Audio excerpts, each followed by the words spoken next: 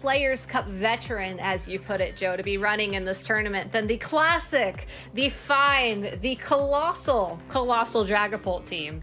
It's very interesting that the Pokemon that Antonio is going to be bringing into this match are the same 6 Pokemon that we saw Wolf Glick use to win Players Cup 2 all the way back in the day. So certainly a team of Players Cup veteran Pokemon for the Players Cup veteran. Yeah, definitely inspired by Wolf Glick's championship winning team, right? Using the same 6. And oh, definitely. You say, oh, Series 7, which was Players Cup 2, we're in Series 9, similar formats. Hey, why not go for it? So Antonio's saying, I've made it to Global Finals. I'm going all in on a colossal Steam Engine team. Having Dragapult and Urshifu being able to self-activate the weakness policy and Steam Engine on its end. What is Nick's option on his side, where you look at it and Colossal, obviously pretty strong into Galarian Moltres. You can hit super effectively onto the Metagross and the Incineroar as well, hitting the Raikou too. This seems like Nick is going to need a Colossal answer. He's going to need a Colossal answer, and I think he's going to find it in a place that you don't normally find Colossal answers. And I think that Raikou is honestly going to come into play here. The Raikou has access to Bulldoze to lower speed, which will be important once that Steam Engine ability activates and Colossal becomes super duper fast. It also has access to Snarl to lower the special attack. So while it may be risky to go Raikou Metagross, right off the bat and try to get that weakness policy activation, I think that there is benefit to bringing the Raikou alongside of your Pokemon. Maybe something as simple as a Whimsicott Raikou lead, Tailwind Bulldoze or Tailwind Snarl or what have you. Try and find those 3 turns, as we see many trainers do, to stall out the Dynamax, and then once the coast is clear, you bring in the Metagross. Right, because if you're hitting with Bulldoze, obviously it's not the strongest attack in the world, as it's a spread attack, but it is still 4 times super effective into Colossal. So then next to it, if Dragapult goes for the Surf, or if Urshifu goes for the Aqua Jet, that's also additional damage that the Colossal is taking on the first turn. So I really like that option from you, Gabby, as we get into game 1 here in this last matchup for the day in the losers side of the bracket here at Global Finals. I think that this Colossal versus Raikou Metagross option is going to be very interesting, and Whimsicott could potentially play a big role. Yeah, I think that's enough talking about it. Let's go ahead and jump into the game. Definitely. So here we are in game 1 between Nick Sefranek, who is actually going to be on the bottom side of the screen with Raikou. There he is. We did not see him before in the previous set, that super long set. Raikou was not making an appearance, and here we are in game 1 with Whimsicott compared to Colossal Urshifu on Antonio's end, which is a very common lead. Antonio Sanchez Cervan looking to become Players Cup champion.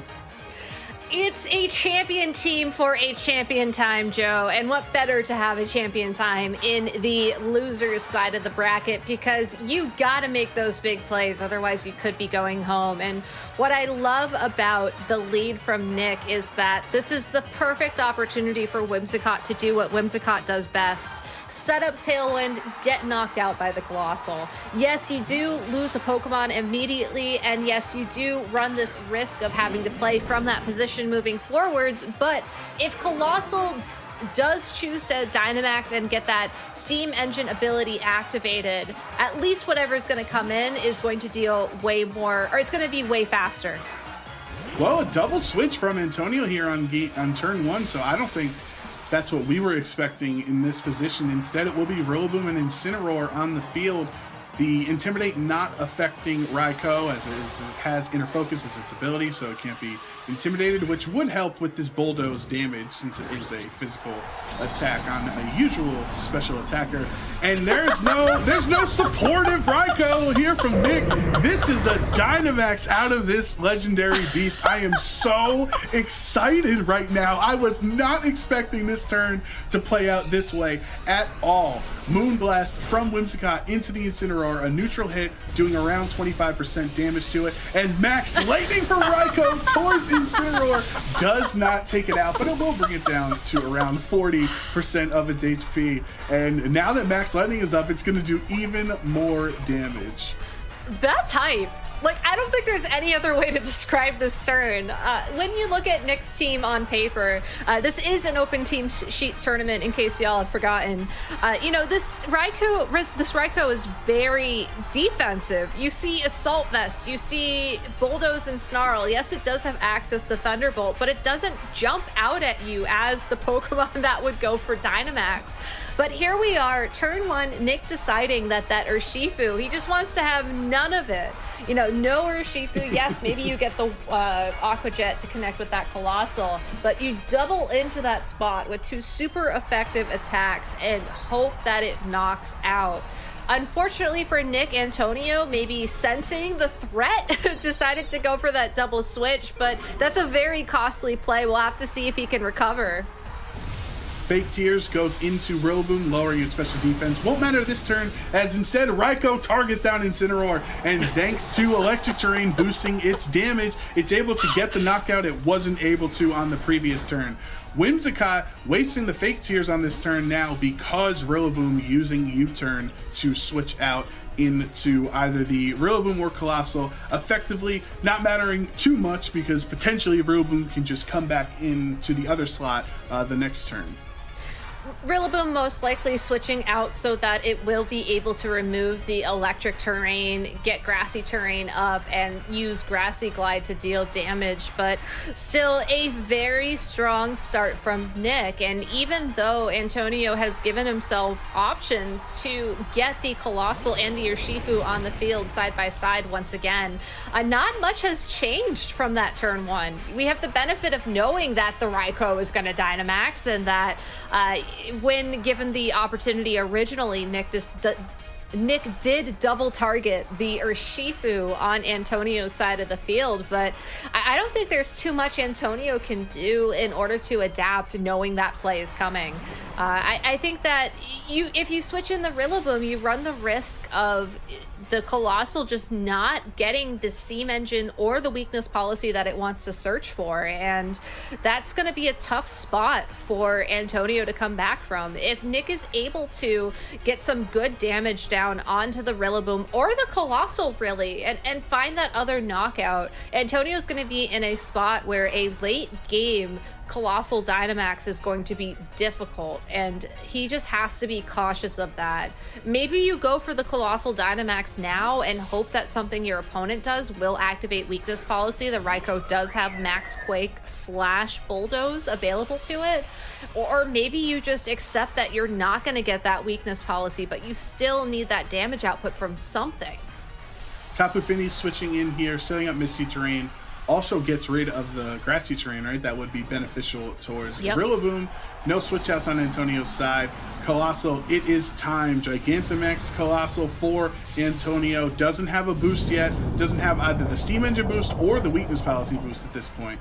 So how will Antonio activate those boosts on its side? Fake out from Rillaboom into the Tapu Fini, who switched in, so that's not going to matter. And now it's up to Raikou on its third and final turn of Dynamax, going for Max Darkness into Rillaboom, which does really not do too much damage there. I understand, as it lowers the special defense on both of Antonio's Pokemon, I understand if you Max Quake into Colossal, you're giving him the Weakness Policy boost, but you also are doing a considerable amount of damage if you did that as well. Nick deciding, no, I don't want to give him the boost because now I can endure these hits, and that G-Max Volcalith only bringing Tapu Fini down to around 40% of its HP. Going to do a little bit more damage now thanks to the recoil. I think the other thing you have to keep in mind is that the Snarl or the Bulldoze were your moves of choice if you wanted to go for a max move that wasn't the Max Lightning. And those moves have such low base power, I think you have to look to the secondary effects rather than the primary effects of those attacks. And dropping the special defense means that it is now possible for you to double into the Rillaboom, or possibly even just target down the Rillaboom with a Moonblast alone to threaten that knockout. The Colossal certainly is still in a great position to take advantage of the residual damage being caused by the G-Max Volcalith to threaten the Tapu Fini, to threaten the knockout on the Raikou. But without the weakness policy activation, it's really going to struggle to find the damage that otherwise defines the team that Antonio's using. And I think that's something that Nick is very smartly playing around. that is the issue that we've actually seen in the region finals, Gabby.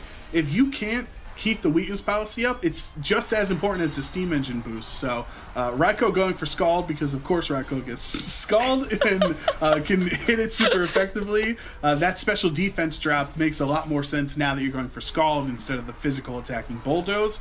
And Galarian Moltres switched into the Tapu Fini. Nick, understanding that this room is going to want to keep switching out to get grassy terrain up and securing Tapu Fini in the back for later, says whenever Rillaboom comes in, I can just switch in and negate those grassy terrain boosts.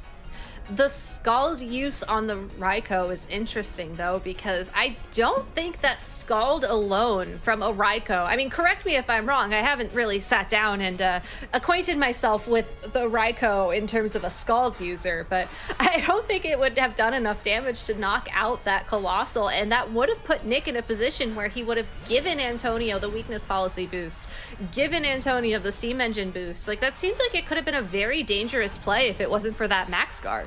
And it makes me wonder, does Nick know something that we don't know? Does he know if at -1 special defense, a Scald from this Raikou is enough to knock it out? Or maybe he's hoping to rely on the Moltres or some of the other Pokemon that he brought to this game in order to deal that final amount of damage. It seems like a very risky play to me, and given that your whole strategy, like you mentioned, Joe, really has to be centralized around denying Colossal the weakness policy and the steam engine boost, to go for the Scald yourself implies that there is something else that we don't know about this Raikou or about this interaction in particular. Well, I have no idea if Scald does enough to Colossal, and for the fact that we just get to see that as an interaction potentially, I am very happy about. As Aqua Jet goes from Urshifu into Colossal, activating its weakness policy boost and as well as the steam engine boost. So now it's going to be super, super fast with a Max Quake into Raikou. We will not see the Scald into it at this point as Max Quake takes it down. Critical hit not mattering there since it's so super effective. I think that was an interesting discussion, at least even if we didn't see it, because he protected. It still was nice to see that he revealed Scald and the ramifications going forward in the rest of the set there, because you have both, not just Scald, but you still do have the Bulldoze, right? Yep. He potentially could have went for earlier on in the game. Now that Whimsicott switches in, you have Tailwind. Depending on how the speed works out, depending on how different trainers train their Colossals, differently, for lack of a better word, in the speed. So is it fully invested in speed? Are you really relying on Steam Engine to give you the speed boost? Because depending on how much speed is on Colossal, that changes who is faster than it or outspeeds it in Tailwind. Yeah, Whimsicott does have to go for the Tailwind this turn, though, because without that, you just don't even have the option. I think the bigger thing to keep an eye out for is Moltres, will it be able to land an attack against this Urshifu? And if so, when does Tapu Fini take the field? And then how does that relate to Rillaboom in the back of Antonio's party? Fiery Wrath. It makes it so that Moltres is faster than Colossal here. Does not get a knockout, though. Doesn't get a flinch either, as Heatwave connects onto both of Nick's Pokemon, knocking them both out here. So now Nick is just down to his Tapu Fini. Urshifu's attack not even going to matter this turn since everyone's knocked out, but it was a Surging Strike into the Moltres. So with Tapu Fini so low, Antonio, through all of the quite frankly, nonsense the Colossal had to deal with from Raikou this game, is still able to put himself in a spot to win this one. I gotta say, I wasn't expecting Raikou to be the Colossal counter of choice from Nick, but it seemed to perform fairly well. It was just that one turn where the Urshifu got to go on the field next to that Colossal that really hurt that game plan. And it really was that one turn of the late Aqua Jet into the Colossal, Gigantamax into G-Max Volcalith that really gave Antonio that opening. So going into Game 2, I think Nick has to continue applying the pressure to ensure that that opportunity does not happen. Maybe don't rely on the Raikou as your Dynamax option. I thought it was a really nice idea on paper, but it felt like it ultimately limited a lot of the things that Nick could do, because he couldn't go for the Dynamax on the Feeny, or possibly even, the Raikou, I guess. I'm just still thinking about that Dynamax Raikou, really. But I do love how he tried to navigate through that. I think Antonio was just one step ahead and accepted that even though he was going to take damage, lose some Pokemon in the process, as long as you get that Colossal and that Urshifu on the field next to each other at some point, the team is very solid. Yeah, even in a losing effort, the Raikou was still the star of the battle. It really was. Like, I did not expect to see that. Like, just period. That was it. So, as we're getting set up here for game 2, we can draw similarities between the two Colossal teams, right? Wolfglick's team, what he did so well in those finals in that Players Cup 2 is he was able to save Colossal's Gigantamax for late game, which is what Antonio did in this position here in game 1. You don't just have to click Aqua Jet, G-Max, Volcalith on turn 1 just because your team is built around it. If you can secure a late game win condition, bring everything down, bring the Raikou low, bring the Moltres to half health, put the Tapu Fini in range of a knockout, that is what you can do, and then let Colossal clean up the rest at the end of the game. So, let's get into game 2 here and see if Israel is going to take a clean 2-0, or if Nick can force a game 3. Israel leading Colossal Urshifu, of course, as that is his best option here. And then Raikou, Whimsicott, yet again out of Nick. Is it the Tailwind Dynamax option? Is it Fake Tears? What is this Whimsicott Raikou up to? Now that you put the idea into my head, I feel like a Fake Tears plus a Max Geyser from this Raikou might actually be a serious threat for this Colossal, but that's neither here nor there. Going back to game 1, Antonio, faced with the same lead, decided to go for a double switch with the Colossal and the Urshifu, and if I were in Nick's position, I would assume that that's going to happen once again. And knowing that, I think you just save the Dynamax for later. Maybe get Tailwind up now, switch out Whimsicott at some point in the future so you're not necessarily completely out of speed control, but just play it safe, see what your opponent is going to do, and then try and match that Dynamax later on in the game, when your opponent is going to go for it. Urshifu, the Great Friend, switching in to Incineroar, the Great Friend, to Urshifu. We'll switch into that slot. And Colossal switching as well, so a double switch again from Antonio, just like we saw in game 1. Interesting that if you were expecting Raikou, Whimsicott as the lead, you could have adjusted your lead in this matchup here, but no, deciding double switch on this turn, and Tailwind from Whimsicott is going to double the speed of all the Pokemon on his side, and Scald into Rillaboom does no damage, but he gets the burn. So Rillaboom actually being hurt by Raikou's Scald. Yes, that was a sentence we just said out loud in the Players' Cup. So even though you did no damage, you've essentially hindered Rillaboom's offensive capabilities in this matchup from the burn. And if Tapu Fini is in the back of Nick's party, which, spoiler alert, he just revealed to us that that is going to be really key moving forward, since it was that Tapu Fini versus Antonio's remaining Pokemon that included the Incineroar that decided game 1 for Antonio. So I think you're very happy with that play there. Possibly even going for the Scald on that spot to say, if you do go for the same switch as game 1, maybe I'll get that burn. If not, maybe I'll just knock out that Colossal, apparently. Moonblast from Whimsicott does some okay damage, and a U-turn in response out of Rillaboom, switching out into the back, so that means Antonio's either going to have to bring in his Urshifu in this spot, or the Colossal. You'd kind of expect the Urshifu potentially to take the hit, but also on Nick's end, pointing out that Raikou actually did switch out into Galarian Moltres, so he didn't want to just stick around and Scald a couple more turns, although that would have been fun. That would have been a lot of fun. I think you have to send out the Colossal, unfortunately. As much as Antonio probably wanted to get the Urshifu back on the field, the Moltres means that there's no safe opportunity to do that. Unless you just parting shot and try and set yourself up for another Gigantamax weakness policy Aqua Jet Steam Engine activation that this team just seems to do very, very well. All the time. Well, why switch out into Urshifu when you can just U-turn parting shot out into your original lead, and now that Raiko's not on the field, you are much safer to Aqua Jet in this position. Of course, you still have the Moltres, who will be faster in Tailwind, but there's no Nasty Plot boost or anything like that. So there's no way for Moltres to one-hit KO Colossal in this position, and Colossal would be able to knock it out from the G-Max Volcolith.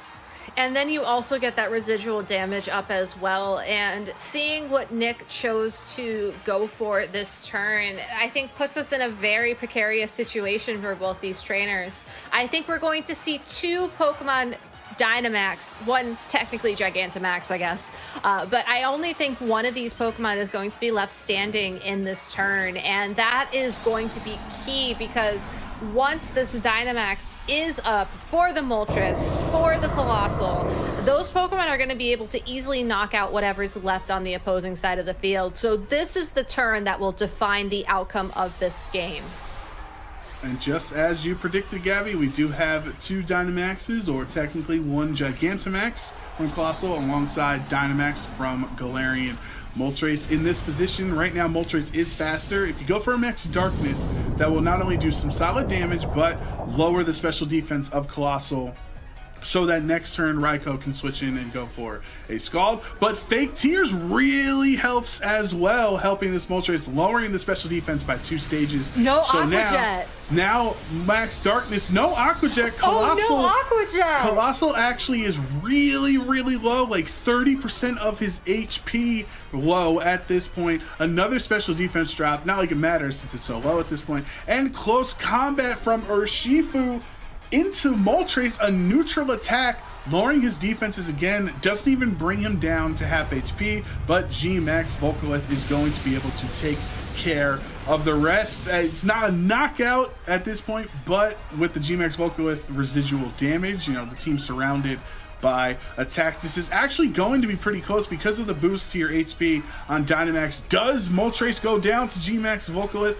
We're gonna have to wait in anticipation. Thank you, Grassy Terrain, for not letting us know. 28 HP, and he lives on 1 HP from Galarian Moltres, and that decision to go for close combat instead of Aqua Jet into Colossal is actually a colossal decision he just made that might cost him.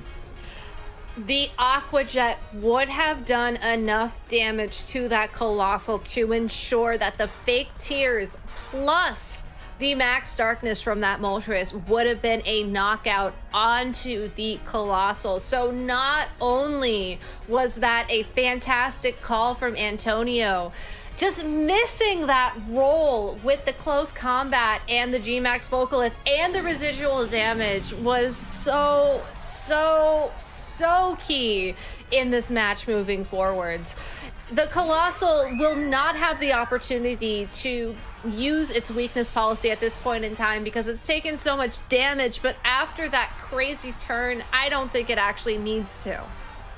Tapu Fini switching in to the Moltres, and of course, because Moltres had 1 HP left, it made sense for the Urshifu to go for an Aqua Jet into that slot, so not going to matter. And Moonblast into Urshifu is super effective, but brings it down to its Focus Sash, so Urshifu is still sticking around for one more turn. G-Max Volcolith from Colossal into the Whimsicott will take it out here. I believe Tailwind ends on this turn, if I'm counting correctly, so that actually is a big deal because now Nick is not able to reset up the Tailwind for future turns, potentially, if you wanted to. But Tapu Fini is still pretty healthy at this point as Tailwind peters out. And I don't think you need Tailwind anymore since you don't have to worry about Steam Engine at this point in time. I guess maybe the Raikou could set it off, apparently, with that Scald, but I don't think that the Colossal will be able to hold on long enough in order to utilize it. So even though Whimsicott did go down that turn, I think that we are at a point in this game where the Tailwind doesn't necessarily matter.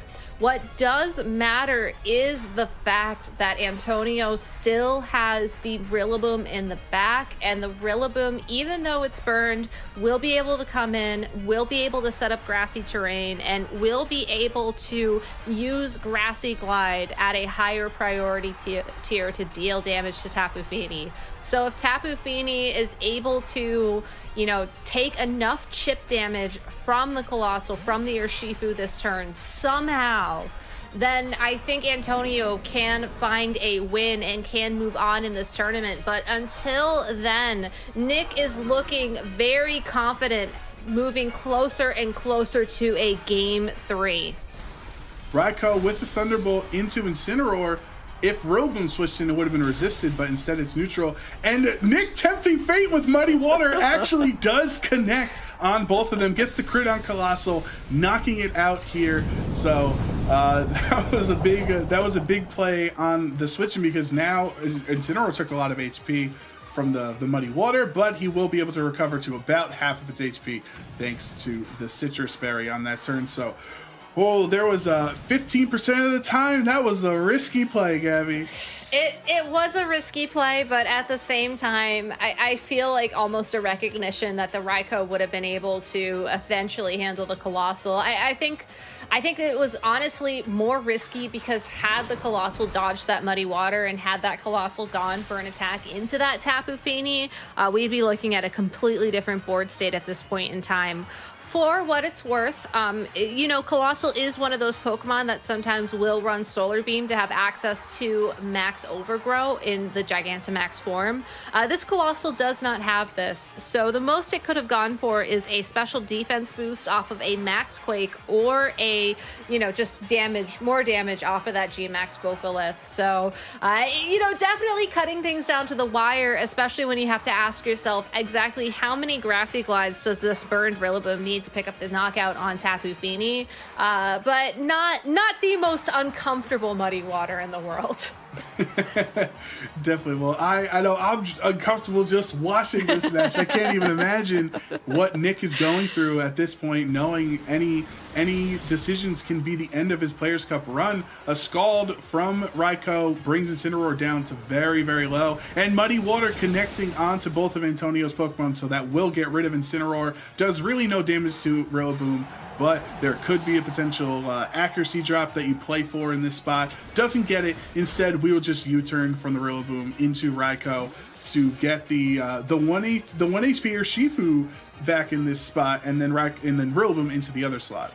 And bringing back the fake out on that Rillaboom as well. So Urshifu not necessarily forced to go for an Aqua Jet for damage. Though, honestly, realistically, I think that this Urshifu most likely outspeeds the Raikou. So not necessarily something to be too concerned about, but it's nice to have the option for fake out here, because this does give the Urshifu the opportunity to target whatever Pokemon it wants to target. I think that if I were in Antonio's shoes, as tempting as it is to attack that Raikou, knowing that it's holding the Assault Vest and knowing that it's going to be more of a supportive Pokemon, I think you have to focus in on this Tapu Fini. Hope that it doesn't go for Protect this turn, and then, again, figure out that magic Grassy Glide number that you need to get that knockout. I think it's going to be 2 Grassy Glides plus a Surging Strikes. If I had to guess, it's possibly a lot less than that, depending on how these Pokemon are trained. But you just need to find those turns somehow. And once Tapu Fini is gone, once once the Raikou is back out on the field and Moltres is back out on the field as well, you can use those priority attacks and easily clean up from there. Hey, remember when there was a Gloria Moltres that lived on 1? Yeah, it's back on the field. It's been so long, you kind of forget about it at that point. It was in the back for like 5 turns or something. Detect out of Urshifu, which is essentially the same as Protect, and Bulldoze from Raikou. That's why you switch the Moltres in, so that it's a flying type, doesn't take anything. And now Rillaboom gonna have its speed lowered in this spot, so we'll still have, I believe, 1 more turn of priority Grassy Glide. You do also have the Aqua Jet from Urshifu to go into this Moltres position here, so I don't know if Moltres is ever getting an attack off, because it's either going to get Grassy Glided or Aqua Jetted, so maybe just like Protect and try to bait the attack in that direction. Honestly, you could go for an attack here, but you could go for a Protect here, but more importantly, by bringing the Moltres out on the field now, you're giving Tapu Fini the opportunity to re-enter the field and remove Grassy Glide. And given that Rillaboom is really relying on Grassy Glide at this point in time, losing the grassy terrain is key and is going to mean that the Grassy Glides aren't going to be as fast. They're not going to be dealing as much damage, and gives Tapu Fini just that much more comfort sitting across from this Pokemon that honestly normally knocks it out with ease. Ooh, Aqua Jet went into the Raikou, though, not the other slot, so Urshifu will get knocked out from Thunderbolt. Now Antonio is down to just the Rillaboom with no Grassy Glide boost. Grassy Glide taking out Raikou there, so now Nick down to the 1 HP Moltres and his Tapu Fini here with Leftovers recovery. You know, it really does boil down to that early switching on turn 1 of Rillaboom who got burned on the Scald switching. Yep, but that's not even a consistent happening as well. So if we do see a game 3, which is looking more and more likely by the turn, I wonder if you go for that switch once again and just hope that you don't get Scald burned this time around. Yeah, it's definitely something that's going through Antonio's mind this time, as Fiery Wrath from Moltres is now single target, going to connect onto Rillaboom, bring it down pretty low. Moltres knocking itself out from Life Orb recoil, and the Grassy Glide goes into Tapu Fini's Protect. So now at this point, with a burned Rillaboom, I think even through a critical hit, I would assume it's not going to knock out the Tapu Fini, and Fini can go for a Moonblast because Rillaboom is such low HP. Yeah, by going for the Protect on Tapu Fini on that turn, you're ensuring that Tapu Fini only has to potentially take 1 Grassy Glide as opposed to 2. And when you're in this close of a game, you want to minimize the possibility of those critical hits as much as possible. And even going for the Fiery Wrath was an optimization by Nick as well. Air Slash can miss. I mean, yeah, it's only like 5% of the time, but if you miss an Air Slash in that situation and then it's Moonblast versus Grassy Glide, and even with everything in your favor, you're not out damaging that Rillaboom, you know, that's a huge problem. So Nick just keeping his eye on the prize, keeping calm, and just getting that damage on the field where he needed it to bring us into a game 3. Yeah, that was an excellent back and forth from. That was crazy. I really love the matches we've been able to broadcast today, Gabby, and it's been like ending on this high of a note in the losers bracket in losers round 2, where loser goes home, and you know the winner of this game in game 3, whoever it will be, is going to be very proud of how they played this set, because honestly, this has been really fun to watch. I can't wait to see how these trainers are going to go into game 3 as well. So why don't we just kick it off and, start talking about this already? Because I don't think we see any Pokemon adjustments. I feel like both these trainers are very comfortable with these leads, as once again, we're going to be seeing that Colossal and that Urshifu, but it does look like we're getting a mix-up on the field from Nick with the Incineroar alongside of the Whimsicott. This gives him the opportunity to intimidate, which is somewhat important against that endgame against the Rillaboom, but more importantly gives him the opportunity to go for a fake out this turn and just keep Whimsicott safe a little bit longer, because if you're Antonio, this has to be the magic situation where you don't go for that double switch and instead just go straight for that Aqua Jet into the Colossal. It would actually be crazy if Antonio double switches again. All 3 games leads Colossal or Shifu, and then just switches into Incineroar and Rillaboom in the back and just revealing all 4 Pokemon right away. I like that Nick did make this adjustment. He knows that if he's not going to Dynamax Raikou on the first turn, why even lead it in this point? So Incineroar is the option instead, and a double Protect from Colossal and Urshifu on this turn. No fake out going that way. Tailwind out of Whimsicott, though, going to boost the speed on Nick's side, but this Parting Shot is not allowing Incineroar to switch out, which is actually a really big deal, because you'd rather someone else who's a very fast Pokemon like Raikou or Moltres to take advantage of this Tailwind instead of the Incineroar. And that Parting Shot would have also given Nick the opportunity to immediately adjust to a Colossal that potentially was in its ultimate state, if you will.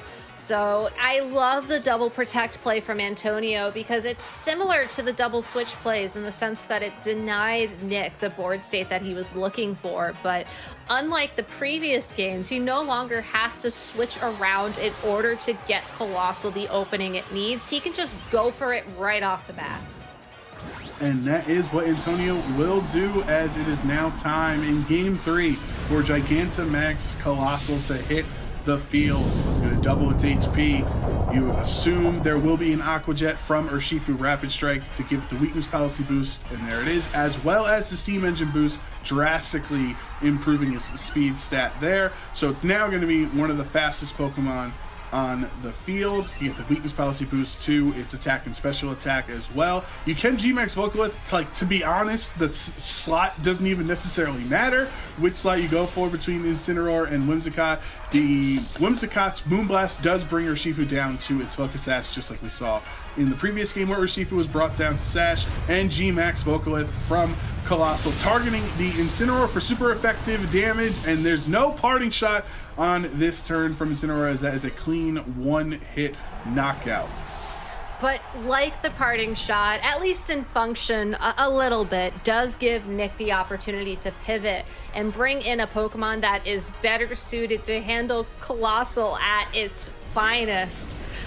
I think we're going to see a little bit of Game 1 start to follow us into this Game 2, as it looks like Nick is sending in the Raikou next, which makes you wonder, like, are we going to see it go for another Dynamax? Are we going to see it go for a Max Geyser into this Colossal? Like, what is the magic number or the board state or the special defense drops or what have you that this Raikou needs in order to get this knockout on the Colossal? Because going into this Players' Cup tournament, you have to imagine, especially with global finals on the line, that these trainers know this team inside and out because of how popular it's been in past Players' Cups, and know what those magic damage numbers are in order to guarantee those knockouts. And I cannot see Raikou going for a Dynamax comfortably this turn without guaranteeing some kind of knockout in return.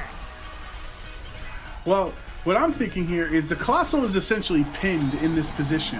Because if you want to max guard to avoid the Max Geyser out of Raikou, well then next turn, what are you going to do? Tailwind is still up. You're going to have to try to max guard again in this spot. So because Raikou is faster in a Tailwind than Colossal, Colossal is forced on Antonio's end to max guard this turn. Whimsicott with a Moonblast into the Incineroar slot, not a Fake Tears into Colossal, which leads me to assume Nick thinks this Max Geyser knocks out without the aid of a Fake Tears. He is at like 70% because of the Aqua Jet damage that it took. So yeah. Now at this point, like I said, you're pinned. Do you go for another Max Guard on this next turn of Tailwind? Because Raikou is just clicking Max Geyser again. I think you have to go for the attack and hope that you're somehow able to take whatever this Raikou is going to throw at you. I maybe this is just me being a little bit skeptical of Raikou, so I do apologize, Raikou. It's not you, but you have to wonder just how much damage can an Assault Vest Scald or Max Geyser off of a Scald on a Raikou do to a Colossal in this situation. I would assume that your thinking is right, Joe, and that if Nick is going for it consistently, then he knows what this damage is going to be, but still, it just seems like a risky play.